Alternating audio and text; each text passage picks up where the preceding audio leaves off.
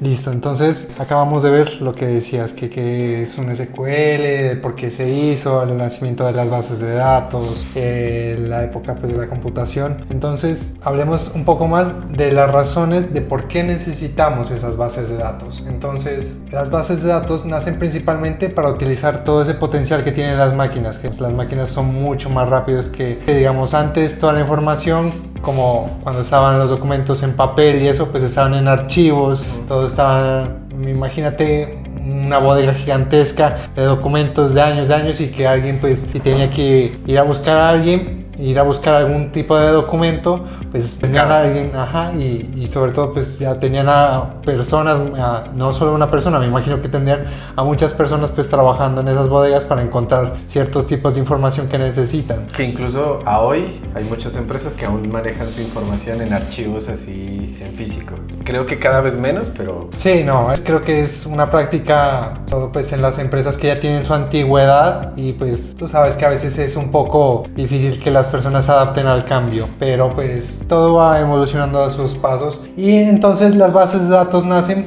porque necesitamos de una manera obtener la información que esté organizada, pero poder obtenerla, manipularla, insertar información y buscar información de una manera mucho más ágil. Cacharrear de una manera más sencilla y con los datos, que no sea algo loco. Sí, más sencilla y sobre todo rápida, que necesitas. Yo quiero obtener la información del año, digamos que trabajamos en una empresa inmobiliaria de casas desde 1990. Entonces quiero hacer un informe de cuántas casas vendía allá en el año 1995. De cómo a mano sería ventas. como que ir y mirar año por año, ir anotando e ir sumando. Pues si son muchos me tomará un tiempo. Claro, y además lo que afecta más esto es el error humano, ¿no? Nosotros los humanos nunca somos perfectos, puede que nos falte un documento en pasar. Sí. En resumen es eso, necesitábamos una manera de procesar la información mucho más eficiente. Entonces esa es una de las principales razones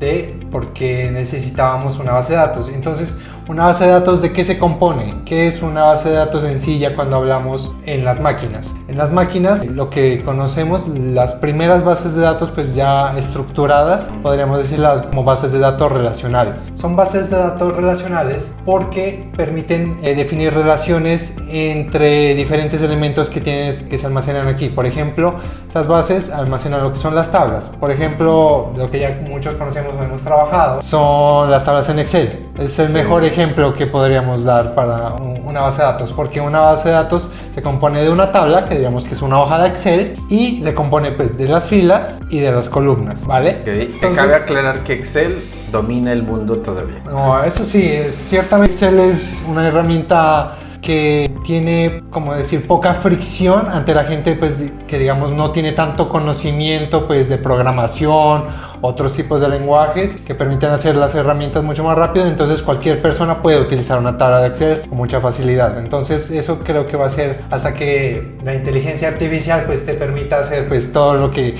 ya queramos hacer también en Excel, pues va a seguir existiendo Excel. Después me imagino que existirá un OpenAI Sheets o algo así. Pero antes esto es lo que queremos hacer, ¿no? O sea, ese usuario de Excel queremos evolucionarlo a que pueda seguir manipulando información, pero de una manera un poquito más técnica, como en este curso pues, de base de datos. Correcto. Entonces, volviendo al tema de qué se compone entonces una base de datos, tenemos ya las tablas que decíamos son como las hojas de Excel, y también están lo que son las filas, pero en esas bases de datos no se conocen como filas, sino que se conocen como registros. Entonces, cada uno de los registros trata de ser pues algo independiente, ¿no? De algo único, por así decirlo, cuando se ingresa a estas bases de datos. Obviamente, o sea, que no deberían haber repetidos.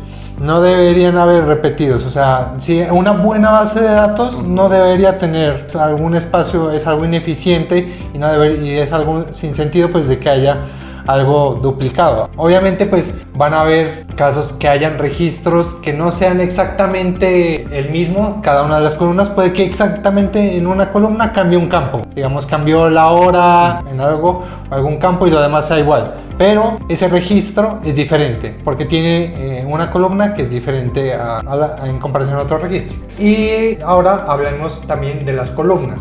Las columnas ayudan a definir el tipo de dato que va a tener en ese espacio.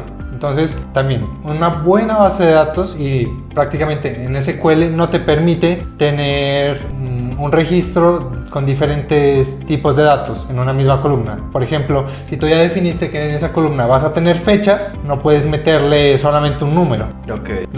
Una buena base de datos, como esté configurada, cuando tú trates de insertar un registro que tenga un tipo de dato que no corresponde a esa columna, va a dar un error. Te va a decir, no, aquí este tipo de dato no es el que está permitido. Yo quiero en esa ser un columna. poco más gráfico. A lo que tú me dices, si yo esto lo parto en varias, por ejemplo, esto que está aquí, a esto le podríamos llamar que es una tabla.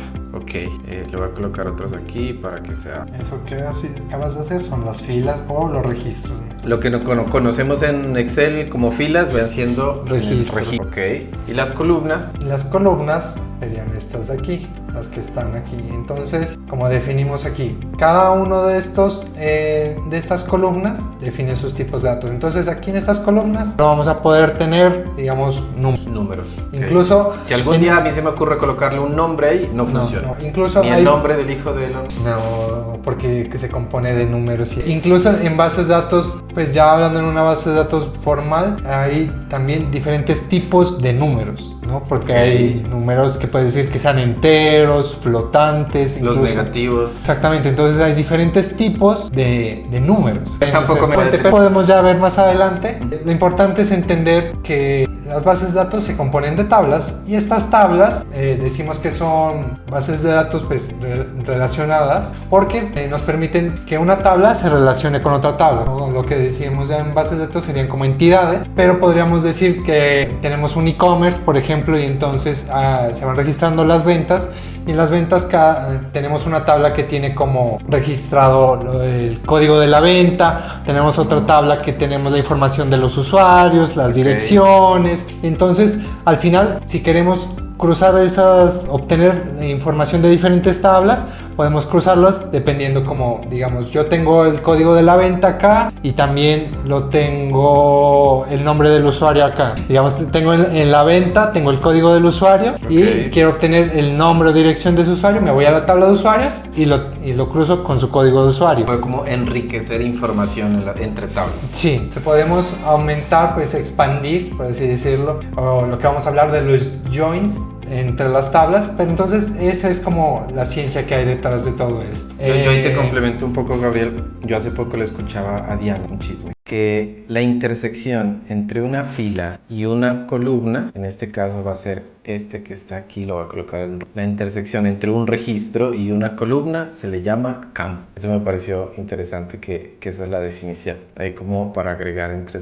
todas las definiciones que ya tenemos aquí, una edición. Correcto, sí. Entonces, para redondear todo lo que vimos, sería las bases de datos relacionales, en este caso, se componen principalmente ¿de qué?